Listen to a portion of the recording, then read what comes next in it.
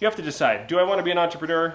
Do I want to be the person that's in charge? Hey guys, welcome back to Fire Creek Forge, the podcast where we talk about all things knife making, bladesmithing, and entrepreneurship within the handcrafted edge industry. A lot of people out there making a lot of cool knives and a lot of people buying them, so it's a good deal. The concept that I want to talk about today and have a little bit of conversation about over a nice, hot, rich cup of coffee here is the idea of entrepreneurship being the future of work in America specifically, but around the world, honestly. I believe that entrepreneurship might be one of the best options for young people trying to figure out what to do for work, today, currently, as they're coming up into getting ready to be in the workforce, or maybe they've been in the workforce for several years and not really sure what they want to do. They've had a couple of jobs and just not quite nailed down what they're supposed to be doing. One of the things that I really appreciate about entrepreneurship is the decentralization of work, if you will.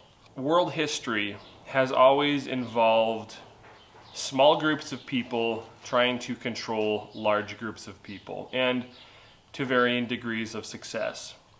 So if you want to spend time ruminating over that and thinking about it and stressing out about it, that's not what this is about, because you can certainly do that by watching any news channel or getting online and reading different bits of information. It can ruin your life, actually. But that's not what we're going to talk about here. But the point is, as things become in some ways more uncertain in today's climate, and of course I'm specifically familiar with our country here in the United States, but it's true of other places in the world, there is a level of uncertainty that we probably haven't had in the recent past, But I want to point out that there's always been some level of uncertainty in human history, and I think that's easy for us to forget. We look at the current situation, like, oh, it's bad. How many people are saying, oh, we're on the verge of World War III and this kind of stuff.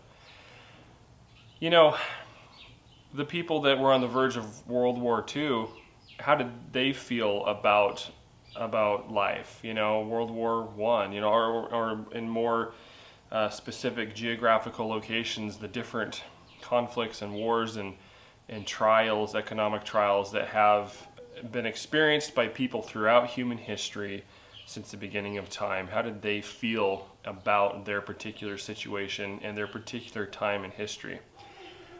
Probably very similar to the way a lot of us might feel today.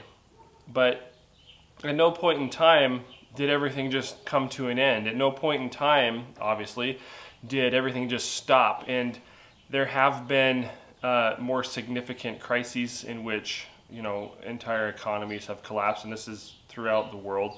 But in general, there's always some level of unrest or unease throughout culture and throughout the world, but it doesn't mean that everything is coming crashing down tomorrow. In fact, usually, it doesn't mean that at all. And so my point is, during these particular type of situations and points in time, there is still, and I would argue today, greater opportunity for growth and investment in various forms than there ever has been. There's always been some level of opportunity, regardless of what's going on in the world or in a particular region. But with the current state of online commerce on the internet, in the different ways that you can connect with clients and people that you can provide a good or service to. It's never been that way in history prior to the last couple of decades. And it's not going away, and it is in a way more advanced than it was even 10 years ago. So your ability as an entrepreneur to reach people with a product or many types of services is enhanced in a way that in past generations nobody could have even dreamed of. So that's one reason. Another reason is the global economy that, and what I mean by that is if you want to purchase materials or products from almost anywhere in the world, you can do that. And that was something that was historically very difficult or more expensive to do. The resources that you have at your fingertips today is unprecedented, really, if you get into it. So I'm a bladesmith. I'm a knife maker. I sell knives and high quality custom knives, and I sell those to people all around the world. Most of them are in the United States, but I've sold knives all around the world and will continue to do so. And so the concept that you run into, though, is as things are uncertain on some level, and there's reasons for people feeling that way, instead of figuring out ways to gain more control over your own life and your own finances and your own work, your own source of income, instead of figuring out how to get more independence and control over your own stuff or your own means, oftentimes I think the tendency is for people to become afraid and to do just the opposite. And so for some people, the issue might be, well, you really have to, this is not the time to take any risk. This is something that you need to have a dependable source of income in times like these. And, so, instead of looking at branching out into a entrepreneurship type scenario, starting your own business, a lot of people might be concerned with the risk involved and instead focus on something that they feel is more secure. And so go work for a company that gives them a paycheck every 2 weeks, and that feels more secure. I think one of the reasons that feels more secure is because that's by and large what people do, and that's what they know. That's what their parents did, and so it's familiar. And that is a psychological concept. What is familiar is less threatening. And so even if it's not a better situation, not that there's anything wrong with having a job where you get a paycheck every couple of weeks, but there could be something that is not a better scenario, but even though it's familiar, people are more comfortable staying in that. Getting over the psychological component of it is going to be an issue for some people, but others, I think, have a better understanding of their own ability to work and hustle and make stuff happen. But I think what it comes down to, if you're considering the idea of being an entrepreneur in today's market, is you have to, number one, understand and be proficient at what it is that you're looking to get into, whether it's knife making like I do, or landscaping for businesses and residences, or what have you, any kind of good or service. You need to be familiar with that, and you need to know how to provide that good or service to potential clients in a effective fashion. Effective fashion is what I'm trying to say there. So it's got to be a good product, and you got to be able to provide it. And then secondly, once you have an area of expertise established to some degree, I'm not saying you have to be, have like an ultimate level of expertise, but you have to know what you're doing in a particular area. And then secondly, you have to understand who you are selling that good or service to. I think those are two really big components to this whole entrepreneurship thing. Some of the advantages to being an entrepreneur over working for one particular company is, for example, that you have a vast range of income sources as opposed to just one. And what I mean by that is, for example, I sell knives to hundreds of different people.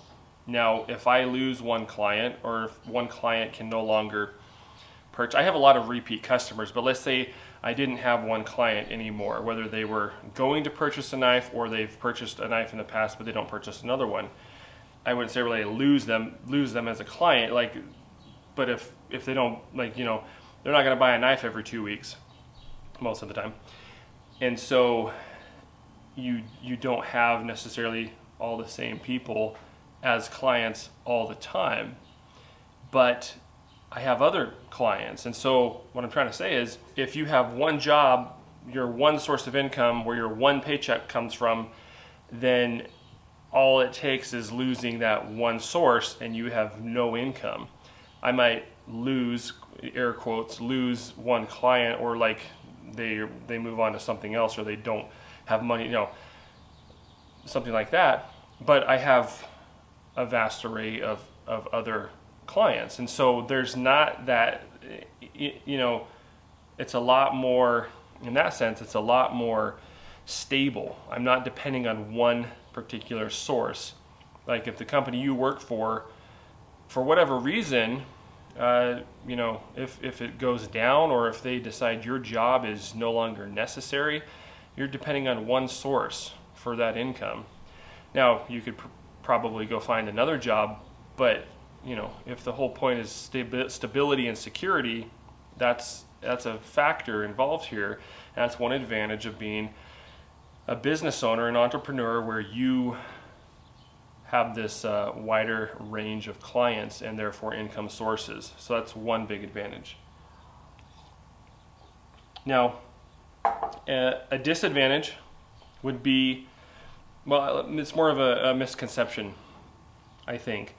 I do think that people who look at self-employment or entrepreneurship sometimes view it as a way to have more free time, or to have more flexibility in their schedule and therefore do more of what they want. And you will find any number of gurus on the internet trying to sell you a way to work 4 hours a day, or 10 hours a week, and make $100,000 a month, or some crazy nonsense like that. And so like what they're pitching is like, be self-employed, don't work, and then you have all this free time and make a ton of money. That is nonsense. If you want to be self-employed, particularly now, so let's back up a little bit. If you're like a coding wizard and you make some kind of awesome software and you sell it and you make a bunch of money, or if it's a recurring sale or something like that, maybe your overall time input for the initial product is very low to the return, and that's awesome. If that's you, that's not most people, and opportunities like that are pretty rare overall. And I guess I'm specifically focusing on like craftsmen, artisans, that kind of thing, because that's what I'm familiar with. So if that's something you're interested in getting into, do not expect to be able to work 10 hours, 20 hours a week, 4 hours a day, or whatever, and make a go of it. That's simply not realistic. So self-employment, entrepreneurship is not a ticket to lots of free time to do what you want to do. In fact, quite the opposite. So if you want to call it a con, that would be one con, is you're going to find that you actually spend a lot more time working just to make this thing go. Now, the idea, if you're interested in doing something more than just owning your job, is the idea is to grow it into a business, which is what I'm working towards personally, where I don't have to be, like, it can still make money without me constantly being involved every minute of the work day. If I'm not doing something, it's not making money. That's how it is currently. But the trajectory is to grow it into a business where it continues to make money without you necessarily doing everything, which will also bless more people when it comes to work and that kind of thing. But anyway, be aware of that. Entrepreneurship is not freedom of time, at least not in the beginning, that some people would lead you to believe is commonplace in self-employment. So there's a trade-off. If you want to be able to go to work, put in your 8 hours a day, 40 hours a week, have some level of, income, and then go do whatever you want the rest of the time, probably not for you. But these pros and cons are going to balance themselves out, and you're going to look at this and say, hey, is there a greater level of security that I can't really guarantee with my current job? And that's going to vary depending on what your job is. Some jobs are in higher demand than others, and some are, pretty important. Not everybody can climb the power pole and get the power back on, and so there's different aspects to that. But in general, that's the concept we're looking at here. Another pro to entrepreneurship is that you do have a much greater potential if you do it right, but overall there's a much greater potential for earning income than what you might have as just an employee getting a steady paycheck. Now, I am not going to say this is easy because it is not easy, but if you are willing to put in the hard work and if you're willing to bust your butt and figure this stuff out over a period of years, because that's really what it takes, then I do believe that there is potential for a decent return on your efforts. And if you're going to be the person that puts in the multiple extra hours a week and hundreds of hours over a period of time and put forth that risk and build this, I think the risk is greater in the beginning when it comes to having a steady source of income. But if you're willing to do that, then you should absolutely be compensated for that extra effort that goes above and beyond simply showing up for work for 8 hours a day. And so there is a greater potential there. So when I talk about the future of employment is entrepreneurship, I really do believe that if a young person, particularly a young person today, wants to work hard and get into something like that early on, they have a really good potential for their career or their working life when it comes to being successful and being able to build something. There's another pro that I would say, and that is that you have the ability to choose something that is meaningful to you. We all know that there's many jobs out there that might even pay well, that people hate to go to their job and they don't want to be there and they wish they could not have to go there, or they even wish they could do something else, but for various reasons, some of which we just talked about, they don't feel like they can. Maybe they're not willing to take the risk, or maybe they're not willing to put in the extra time to start building something on the side and then slowly move towards that entrepreneurial type framework or setup. There's a lot of different reasons. They say that nobody changes until the pain of staying the same becomes greater than the pain of changing. I'm probably paraphrasing that a little bit, but that's true. And it goes back to the whole thing, what's familiar to people, even if it's not really the best, is what they're typically going to stay with. And so there's a lot of different reasons why people do or don't do this kind of thing, but that's something to be aware of. So how does this apply to specifically to bladesmithing and knife making? Let's say you want to become a full-time bladesmith or knife maker. Well, I think one of the things that is kind of overlooked in this conversation is the whole idea behind entrepreneurship. And this is something that I'm passionate about. I'm passionate about making high-quality custom knives, but I'm also passionate about the whole entrepreneurship and business side of it, because it became apparent to me fairly early on in this journey that it's simply not enough to make a good knife. A lot of people can make a good knife, but most of those people can't or don't make it into a business, because making a good knife, making a good product is only part of that. Understanding how to run a business, even on a very small level, is a very important component of all of this. And so this is definitely something that I'm going to be doing more content on this podcast or the segment of the channel here. If you're interested in becoming a full-time knife maker or bladesmith, the first thing is to get a good product. You need to have a good product. And I'm not saying it has to be perfect or the best product there is in the world. I'm saying that it has to be a good product. Number two, just start doing it. Just start. I'm not saying quit your job. If you have a good job, or if you have a job, keep doing that, but start a business on the side. And realistically, in a matter of a couple of years, you might be able to transfer your efforts and time completely to that business. And I say a couple of years because that's realistic. Occasionally, I hear from people or see stuff where they have this idea that they can go from their current career and just jump into being a knife maker as a separate career.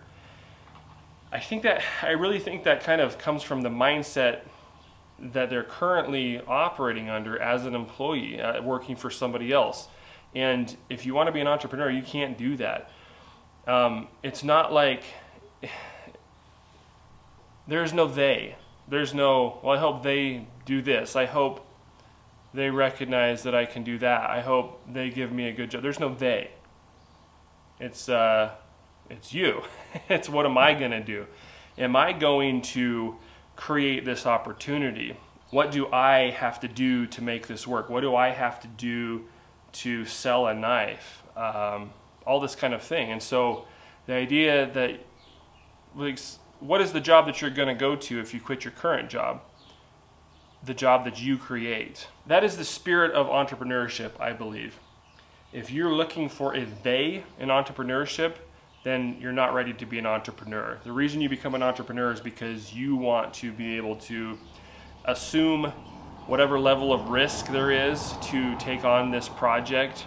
You want to be able to make the decisions and move the pieces on the board to take action and create something and to expand something and to provide this service or this good that nobody else is doing quite like this. So if you're looking for a job as a knife maker that you can just jump into, you won't be self-employed. You will not be an entrepreneur. There are jobs like that, a few of them, not very many, but you're not going to be an entrepreneur. So you have to decide, do I want to be an entrepreneur?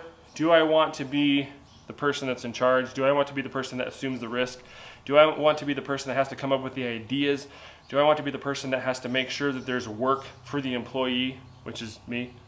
Then if that's the case, then maybe entrepreneurship is for you. And if you are willing to do that, if you're willing to put in the hard work, there's a big opportunity from whatever it is to, woodworking, building knives, independent contractor, carpentry, any of the trades, all this kind of stuff. There is a huge amount of opportunity, and if you want to work for yourself, you can really build something. But it starts with the mindset, starts with the understanding of what it is you're trying to do, and then you get a good product, and then you figure out how to get that product in front of people, and you go from there.